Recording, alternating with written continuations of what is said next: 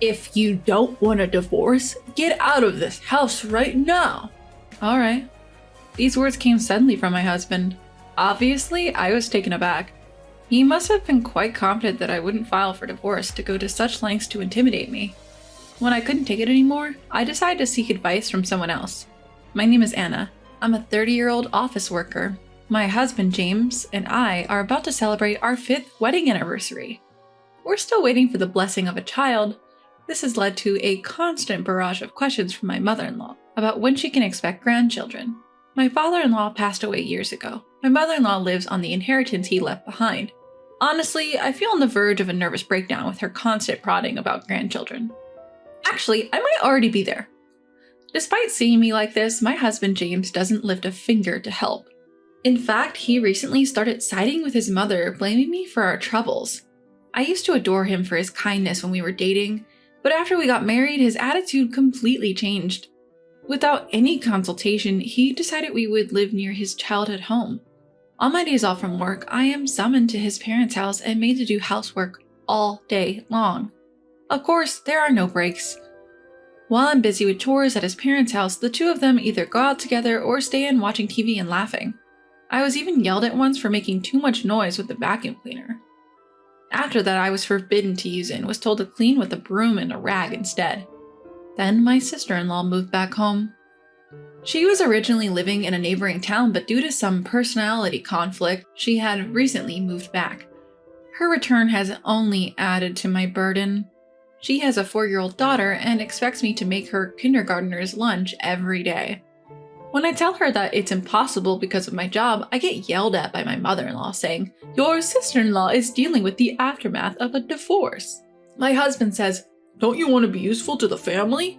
And my sister-in-law herself, she says, "It'll be good practice for when you have a child of your own, so you should be thankful." So I end up waking up at 4 a.m. every morning. I make my niece's lunchbox and breakfast for my in-laws, then head back to my place, finish my own housework, and go to work. That's the brutal routine I've been forced into. My husband, of course, doesn't lift a finger to help with any household chores. The only time I get to rest is during my break time at work. One day, after living this exhausting routine for a while, my husband dropped a bombshell on me. "Oh, by the way, Anna, you should quit your job." "What?" "I've talked it over with my mom and sister. You know, she's going through a rough time, you understand?" "No, I don't get what you're saying." "Listen, I mean quit your job and take care of the house." He snapped at me before storming off to take a bath. I couldn't see the connection between my sister-in-law's divorce and me quitting my job. My husband is stuck in a dead-end job. And there are months when I earn more than him. Does he really think we can live off his salary alone? Neither my mother-in-law nor my sister-in-law work. I can't understand why they can't handle the housework. Feeling like I couldn't handle any more of this, I grabbed my car keys and drove off to one place that came to mind. That place was my childhood home, a bit far from the apartment we live in now. My parents had moved overseas and no one currently lived there. Because my parents are the worrying type, I couldn't bring myself to talk to them about the matter. Whenever something unpleasant happened, I'd come here. This is my home, filled with precious memories. As I was lost in these thoughts, my phone rang. It was my husband. "Hey, I just got to the bath and you're gone. Are you back at your parents' place again?" "Yes, so what?" "Could you stop running back home every time something goes wrong? We're not kids." My husband loves my parents' house, but his words simply didn't resonate. "I'll be working from here for a while, and no, I won't go to your parents' house either." "Stop messing around. Come back home now." Defeated by his forcefulness, I returned to our house. Afterwards, I quit my beloved job in the fashion industry. My clueless coworkers speculated I might be pregnant. I was given no free time, made to manage the household all day. Even when I caught a cold and ran a high fever, no one seemed to care. I had become a servant in this house, a slave, to put it bluntly. However, one day, amidst this lifestyle, something happened. Guess what? My sister-in-law was getting remarried. Moreover, her fiancé was an executive at a major corporation earning a substantial income. It was quite a shock. My sister-in-law isn't exactly a beauty, and her personality leaves a lot to be desired. I understood everyone has different tastes, and there are all sorts of people out there. The entire in-law family was celebrating, shouting about how she was marrying into money. My sister-in-law, full of pride, showed me a photo of the man. Huh? This man. I thought, looking at the photo when my husband said something unbelievable. Because of this, Anna, your parents' house will become my sister's family place. Wait a minute, that house is what my parents left for me. It's not for you to decide. The whole family has decided. You who lives off my money don't have a say in this. Was the person standing in front of me a devil in human skin? That house was left for me by my father, a place for me to live if I ever had children. James should know this. Why can he act so selfishly? My heart was at its limit. As if to add insult to injury, my mother-in-law said, "You can't even give us a grandchild. Can't you be useful around the house for once?" There was no one on my side in this house. I returned home, hastily packed a few belongings, and headed to my parents' house. I made a firm decision in my heart. I would never go back. A few days later, having received no calls from my husband, I thought he might have reconsidered. Then suddenly the doorbell rang. Standing there were my husband and sister-in-law. "What are you doing here?" "We thought we should take a look around soon," my sister-in-law said, barging in. Despite my pleas for them to stop, they ignored me, snooping around the house. They treated me as if I was invisible. "This house is pretty nice. Too good for you, Anna." "And when do you plan to move out of this house, Anna? My sister's wedding is coming up soon. Get it together," my husband said, unchanged. As I stayed silent, my husband added, "If you don't want to get divorced, leave now." My husband, confident that I wouldn't divorce him, was grinning with my sister-in-law. Looking my way. Got it. Once I confirmed, my husband seemed pleased, saying it's all he wanted to hear. Apparently, under the guise of celebrating my sister-in-law's wedding, they are planning a long, family-only trip, starting tomorrow. Naturally, I'm not included in this little escapade. My husband told me to pack up and leave by the time they get back. Then he and my sister-in-law left with an excited air about them. Watching their backs, I allowed myself a small, mirthless smile. 2 weeks later, the day for my in-laws to return from their trip arrived. My phone has been ringing nonstop since morning. The caller, my husband. Also mixed in were calls from my mother-in-law and sister-in-law. Finally, unable to ignore the noise, I answered the call. "Hey, Anna, where the hell are you?" "I'm at home?" I replied. "Liar, you're not at the apartment or at your parents' place, and what's the meaning of this?" "What are you talking about?" "Your family house. There's a for sale sign." "Yeah, I put it up for sale." "What? What are you talking about?" "Well, after you all left, I gave it some thought. The house you're in now just seems so dirty. I do like things to be clean after all." "I'm divorcing you. Don't mess with me," my husband yelled. That was going to be my line. Let's talk to our lawyers from now on. With that, I hung up on him while he was still shouting. On the day my husband and sister-in-law returned, I had already been in touch with a certain person. He was a friend of my father's, who runs a real estate company. I didn't know anything about selling houses, but he kindly advised me and we managed to make a pretty good deal. As a side note, the apartment we had been living in was in my name since my husband couldn't pass the screening process. Of course, since I had no intention of living there anymore, I canceled the lease while they were away and sent all of my husband's belongings to his parents' house, cash on delivery. Even afterwards, I kept getting calls from my in-laws, which I ignored completely. I recorded all the unbearable messages they left on my voicemail. According to my lawyer, my husband was hesitating even though he had said he wanted a divorce. It seems he didn't want to lose his maid. I thought it would be a long battle, but then my husband suddenly agreed to divorce. From what my lawyer told me, my husband, mother-in-law, and sister-in-law abruptly showed up at his office saying they would divorce me and to process it quickly. My husband had been reluctant about the divorce, but my mother-in-law told him that since my sister-in-law's new husband was rich, they could hire a new housekeeper with money and get rid of the barren wife and get a younger, newer wife. With that, my husband agreed to the divorce. Moreover, they offered to pay a small settlement on the condition that I would not get involved with them any longer. I thought that was supposed to be my line, but I decided to accept what was offered. Not long after, my sister-in-law got remarried. For a while after that, life was quiet. Taking care of myself was so much easier than I thought. I deeply regretted not divorcing sooner. Well, I'm finally free. Time to enjoy my new life. Just as I was beginning to embrace this thought, an incident happened. Out of nowhere, my in-laws showed up at my new home. The moment I opened the door, they barged in, and my ex-husband demanded, "We need to talk, sit down." Despite wondering who they thought they were, I took a seat, then he said, "Come back home, we forgive you." Unable to close my gaping mouth, I answered, "Excuse me?" I wanted them to leave immediately, so I teased, "Oh, are you talking about your sister's husband? Has he disappeared?" The three of them widened their eyes as if to say, "Why do you know about that?" and stared at me. "What, do you know something? After we registered our marriage, he suddenly disappeared. We can't contact him." The mother-in-law added with a hint of excitement, "On top of that, he ran off with our family's fortune. Was this your doing? You've brought us such terrible fortune, daughter-in-law." She looked as if she would attack me at any moment.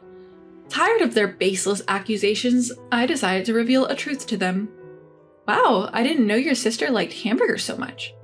What are you talking about hamburgers all of a sudden?" "Don't you know? Your sister's husband isn't some executive at a major company. He's just a part-timer at a hamburger shop." Hearing this, the sister-in-law froze at a loss for words. I continued my story. "In my single days, my friend and I loved to visit different hamburger shops. There was one favorite shop where a certain employee always made mistakes and got yelled at by the manager. The man happened to be the sister-in-law's husband. Since I started dating my husband, he told me, 'No more hamburgers,' so I had given up my hobby.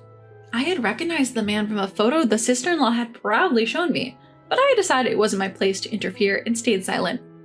When I showed her the shop's homepage for evidence, she stared intently at her husband's picture in the background. By the way, I visited the shop recently with a friend, but her husband was no longer there. He probably left town." That's marriage fraud." "It seems that's what they call it. I'm sorry for your loss." The mother-in-law, who had been silent, said, "You knew and you didn't tell us. We took care of you, who can't even have children, for years. You owe us." At her nonsensical rant, I decided to reveal another truth I had been keeping. "First of all, I'm not the reason we couldn't have kids. Maybe my ex-husband can let you in on that." The mother-in-law looked at her son in shock, and he guiltily looked down. When we couldn't conceive after our marriage, we decided to get tested at the insistence of the mother-in-law. There was nothing wrong with me, but my husband had a very low sperm count. The doctor told us that he was the reason we couldn't have kids. When the mother-in-law asked about the test results, my husband instantly lied that I was the problem.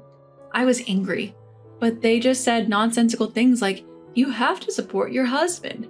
Refusing to face the truth, my ex-husband joined forces with my mother-in-law, pinning all the blame on me in the end. "Look, I admit I was wrong," my ex-husband said. "Once the house sells, we'll get a good chunk of money, right? Let's all live happily as a family again." "Well, we've been through a lot, but let's get along from now on," my mother-in-law chimed in. At the end of the day, I realized they probably came here today with the intention of getting their hands on my money. What a disgusting lot. No chance I'm getting back together with you, and I don't consider any of you family. Upon hearing this, my ex-husband retorted, "Getting a little big for your boots now, aren't you? I know, even if you sold the house, you hardly have any savings. How do you plan to survive?" It seems he had sneaked a peek at my bank account during my single days, and now he had this smug look on his face, as if to say, "Now that you know, do as you're told." To poke fun at my situation, the three of them were smirking at me, so I decided to enlighten them with a little truth. "Sure, my savings aren't that much. See, I told you so. But instead, I've invested in stocks, enough to live without working for the next few years at least." Their faces looked like they wanted to say, "No way," as they stared at me. Actually, since I was a child, my father was interested in stocks and investments. He had a knack for foreseeing things, and I inherited those skills and built up a decent amount of wealth. The money that supported my parents' move abroad was all from those successful investments. Of course, I had kept this a secret from my money-grubbing ex-family. Seeing the disappointed trio, I asked, "You can leave now." "Oh, what was it again?" "It's in our divorce conditions. If we approach each other without reason in the future, either party will have to pay a penalty. Are you going to pay, or should I call the police for trespassing?" The word police scared them off, and they left in a hurry. I immediately consulted my lawyer about the day's events and was told to contact him if the ex-family tried to get close again. As expected, once they knew I had assets, my ex-husband sent me a ton of messages begging to reconcile. Nostalgic photos of places we've been on, dates, creepy messages like, "I'm here right now, thinking about those days," arrived almost daily. I thought about blocking him, but kept everything as evidence just in case. And yes, I wondered how he managed to text me all day while supposedly working, but I didn't really care. But when he started trying to contact my friends, I decided enough was enough and sent him a message. "I'll go to the police if this continues." I sent him a photo of our divorce agreement and the nearest police station along with the message. After that, the messages stopped, and I never heard from my ex-husband again. I thanked my lawyer, and he dropped a bombshell. Apparently, my ex-husband planned to live off his sister's new husband and had quit his job when she remarried.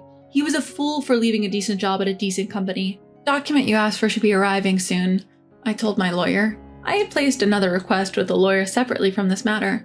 Soon after we were married, I felt something was off. My precious personal belongings were slowly disappearing. First, it was a necklace that I bought myself when I was single. Then a fountain pen my parents had given me as a job starting present.